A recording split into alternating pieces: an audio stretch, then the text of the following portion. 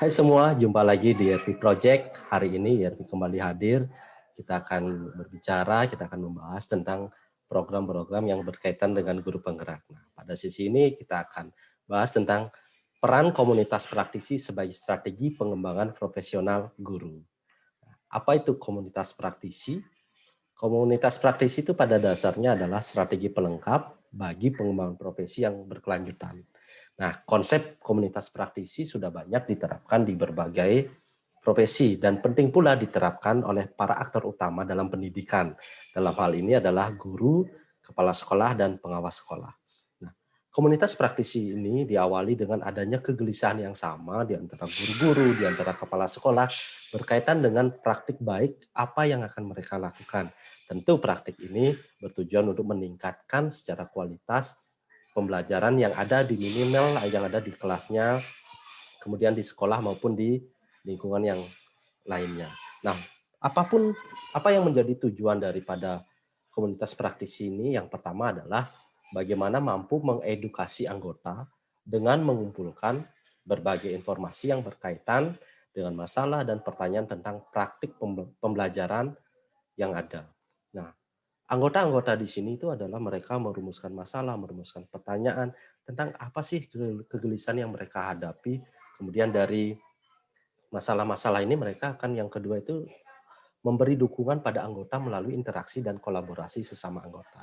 Nah, interaksi terjadi karena adanya anggota-anggota dalam hal ini misalnya guru yang memiliki permasalahan yang sama. Mereka punya masalah yang sama dan ingin mengatasi masalah tersebut. Ini adalah terjadi interaksi dan kolaborasi sesama anggota. Nah, tujuan yang ketiga itu adalah bagaimana mendampingi anggota untuk memulai dan mempertahankan pembelajaran mereka. Artinya jika ada satu anggota komunitas misalnya guru punya permasalahan, maka anggota lain dapat ikut mendampingi dan memulai untuk mempertahankan praktik-praktik baik yang sudah dilakukan. Jadi apa yang menjadi hal baik itu tetap dipertahankan, bahkan nantinya pada tujuan selanjutnya itu adalah bagaimana mendorong anggota untuk menyebarkan capaian anggota melalui diskusi dan berbagi. Nah, anggota-anggota ini akan berkumpul, bertemu, melakukan diskusi, mereka akan bercerita tentang praktik-praktik baik yang mereka temukan. Jadi, terciptalah komunitas-komunitas praktisi khusus di bidang pendidikan.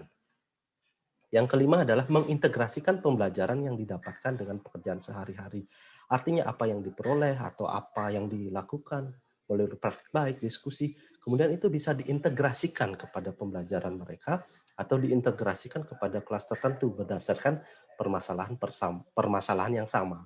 Sehingga nanti solusi-solusi yang diperoleh dapat diintegrasikan dan dibelajarkan dan dilihat hasilnya apakah cocok diterapkan atau dapat memberi dampak positif bagi di pembelajaran di kelas tersebut. Kemudian bagaimana karakteristik dari komunitas praktis itu? Ada 3. Yang pertama dari ranah domain. Ranah domain ini maksudnya adanya kesamaan atas hal yang dianggap penting oleh anggota komunitas.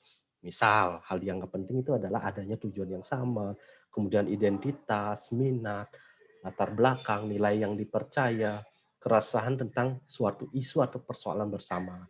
Nah, contoh domain ini misalnya komunitas guru SD Harapan Bangsa. Nah, ini adalah menjadi salah satu domain di mana di dalamnya mereka memiliki tujuan atau latar belakang atau isu-isu yang sama yang harus dipecahkan atau harus yang dibahas berdasarkan praktik baik yang sudah dilakukan. Nah, yang kedua, itu adanya komunitas. Nah, adanya norma atau aturan sosial yang disepakati oleh anggota.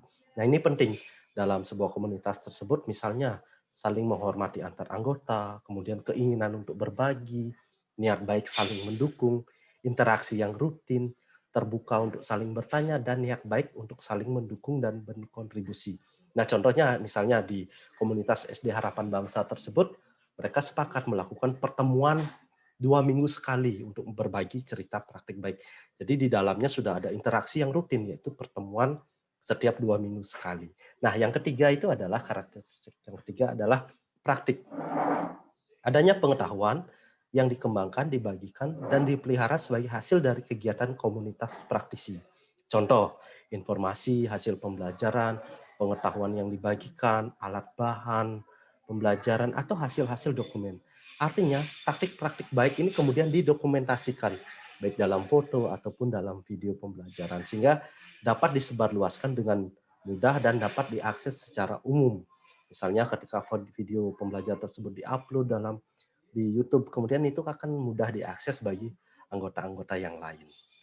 Nah, terakhir, apa yang menjadi aktivitas dari komunitas praktis itu? Yang pertama itu adalah berbagi masalah dan mengembangkan proses untuk mencari penyelesaian masalah. Itu aktivitas yang pertama. Yang kedua, itu bagaimana adanya aktivitas untuk merumuskan tindakan untuk menyelesaikan masalah. Artinya, anggota-anggota sudah merumuskan tindakan, kemudian untuk menyelesaikan satu masalah yang sama. Problem pembelajarannya apa, bagi anggota yang memiliki isu yang sama, mereka akan merumuskan tindakan untuk menyelesaikan masalah tersebut. Nah, yang ketiga itu adalah berbagi pengalaman menjalankan praktik. Artinya anggota-anggota yang sudah ikut merumuskan tujuan, mereka sudah melakukan praktik baik, mereka akan berkumpul lagi dan kemudian berbagi pengalaman terhadap apa yang mereka temui ketika menjalankan praktik baik itu sendiri. Nah, yang keempat itu kemudian para anggota komunitas ini merefleksikan tindakan-tindakan yang sudah diambil untuk melakukan perbaikan. Jadi apa-apa yang hasil perbaikan, kemudian mereka lakukan refleksi untuk berbenah lagi, untuk perbaikan-perbaikan di masa mendatang. Nah, ini penting refleksi-refleksi ini sebagai cerminan apa yang menjadi keunggulan dan apa yang menjadi kelemahan ketika melakukan praktik baik. Yang terakhir itu adalah mendokumentasikan kegiatan dan produk para anggotanya untuk bahan belajar. Artinya apa yang dilakukan oleh semua anggota praktik baik itu didokumentasikan baik dalam bentuk foto, dalam bentuk laporan, tulisan, ataupun video, sehingga ke depan bagi anggota tersebut dapat digunakan sebagai bahan belajar untuk kegiatan praktik-praktik baik berikutnya. Oke, itu tadi tentang bagaimana komunitas praktisi yang bisa dilakukan di sekolah. Nah, sebagai akhir kata, mari kita bangun komunitas praktisi agar terjadi perubahan paradigma pendidikan yang lebih baik. Panjang umur perjuangan. Jangan lupa untuk tetap like, subscribe, dan komen di ERV Project. Bye-bye.